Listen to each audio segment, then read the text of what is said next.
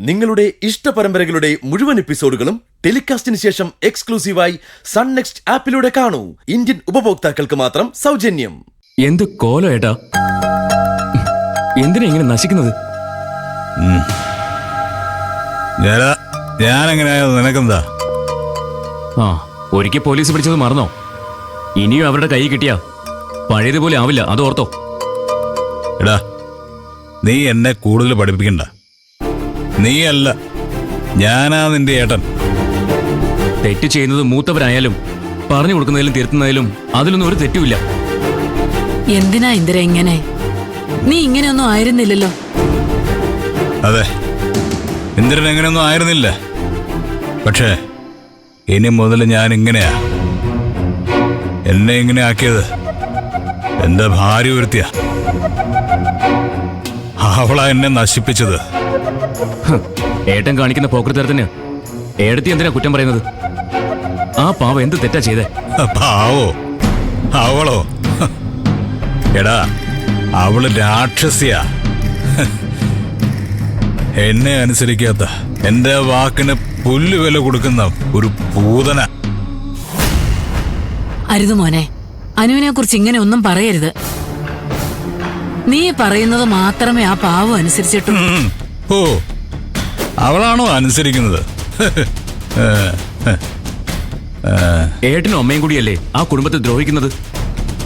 ഏട്ടനോട് ഒരു സഹായം ആവശ്യപ്പെട്ട് അവരിതുവരെ വന്നിട്ടില്ലല്ലോ. എന്നിട്ടും എന്തിനാ അവരെ ഉപദ്രവിക്കുന്നത്? അതിന് നിനക്കെന്താ നഷ്ടം? എടാ, നിന്റെ അമ്മയോടും ചേട്ടനായ എന്നോടും ഇല്ലാത്ത സ്നേഹം അവറ്റോളോട് എന്തിനാടാ? സ്നേഹവും ഇഷ്ടവും അങ്ങനെ സ്ഥാനം നോക്കി മാത്രം തോന്നുന്നൊന്നുമല്ല. അത് പെരുമാറ്റം കൊണ്ടും ഉണ്ടാവും. വേണ്ട സത്യ, ഇപ്പൊ ഒന്നും പറയണ്ട. ആ, പറഞ്ഞാലും ഇവന്റെ തലയിൽ കേറില്ല.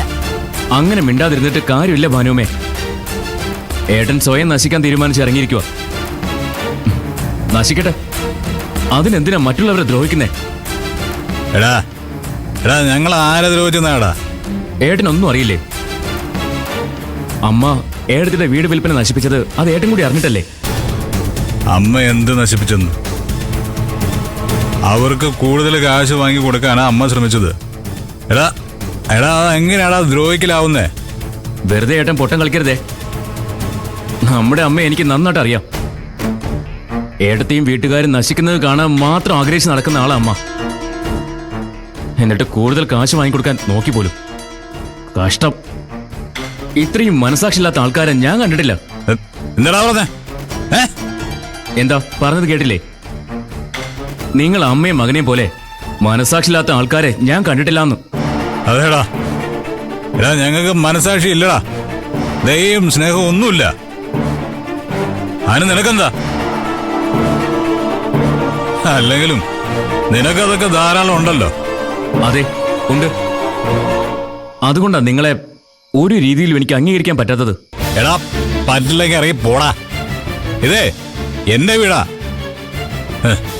ഞാനും എന്റെ അമ്മയും കഷ്ടപ്പെട്ടുണ്ടാക്കിയ വീട്. അരുത് ഇന്ദിര, ഇങ്ങനെയൊന്നും പറയരുത്. വാവിട്ട വാക്കും കൈവിട്ട ആയുധവും തിരിച്ചെടുക്കാൻ പറ്റില്ല. ഭാനുമ്മ തടയണ്ട, പറയട്ടെ. അല്ലെങ്കിലും എനിക്ക് ഈ വീട്ടിൽ എന്ത് സ്ഥാനം ഉള്ളത്? നീ അകത്തേക്ക് പോ മോനെ, ബാക്കിയൊക്കെ നമുക്ക് നാളെ സംസാരിക്കാം. പറ്റില്ല ഭാനുവമ്മ. ഇവരോട് എനിക്ക് ഇപ്പൊ തന്നെ സംസാരിക്കണം.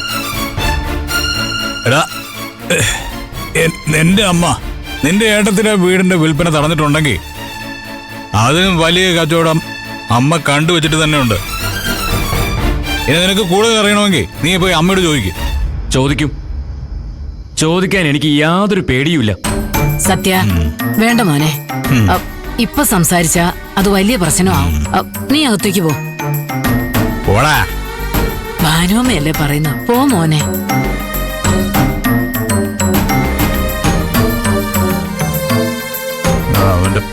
നീയും പോയി കിടക്ക് ഇന്ദിര. വാ,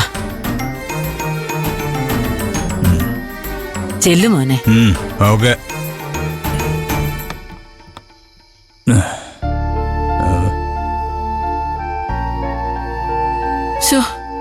എന്തൊരു വിധിയാ ഇതെന്റെ ഭഗവാനെ. കുടുംബം നശിക്കാതെ നീ തന്നെ കാക്കണേ ഭഗവാനെ.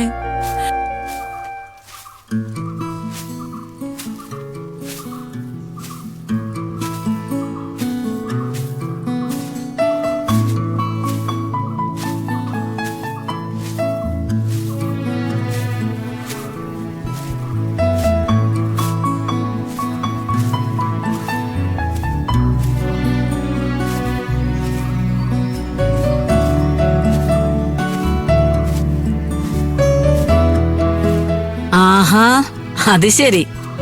ഇവിടെ പണിയിലായിരുന്നോണ്ടാണോ ബെല്ലടിച്ചിട്ട് വാതിൽ തുറക്കാതിരുന്നത്? ഇത് വലിയ അത്ഭുതമാണല്ലോ. തീരെ പ്രതീക്ഷിക്കാതെയാണല്ലോ അതിഥികളൊക്കെ വരുന്നത്. അതെന്താ സുശീലേ, ഞങ്ങൾക്ക് ഇങ്ങോട്ട് വരാൻ പാടില്ല? വരാം. പക്ഷേ നിങ്ങളാരും വരാറില്ലല്ലോ. ഭാനുമ്മയുടെ കാര്യം പോട്ടെ, പ്രായമായതിന്റെ ബുദ്ധിമുട്ടുകൾ കാണും. ആരെങ്കിലും കൊണ്ടുവരാതെ വരാൻ പറ്റില്ലല്ലോ.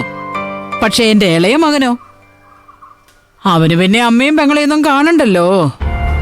അമ്മയ്ക്കല്ലേ ഇളയ മകനെ വേണ്ടാത്തത്, പിന്നെ ഞാനെന്തിനാ ഇങ്ങോട്ട് വരുന്നത്?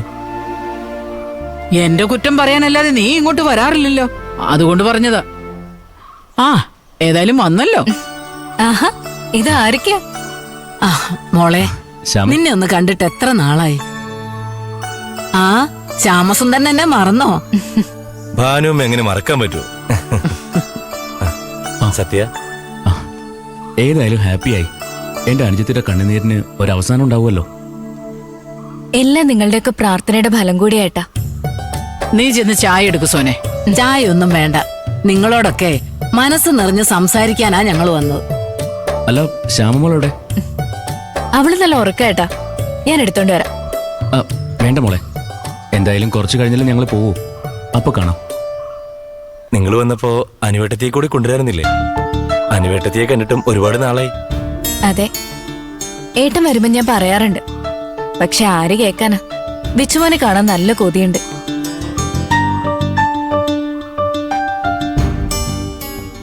അപ്പോ കാര്യങ്ങളൊന്നും നിങ്ങൾ അറിഞ്ഞില്ലേ? ഇല്ല. എന്താ ഏട്ടാ? ഏട്ടത്തി ഇപ്പോഴും അവരുടെ വീട്ടിലാ. അതെന്താ? വീട്ടിലാരും ഇല്ലാത്തപ്പോ ഏട്ടത്തി എങ്ങനെ പോയി നിക്കാറില്ലല്ലോ? ഇല്ല, പക്ഷേ ഇപ്പോ അവിടെയാ.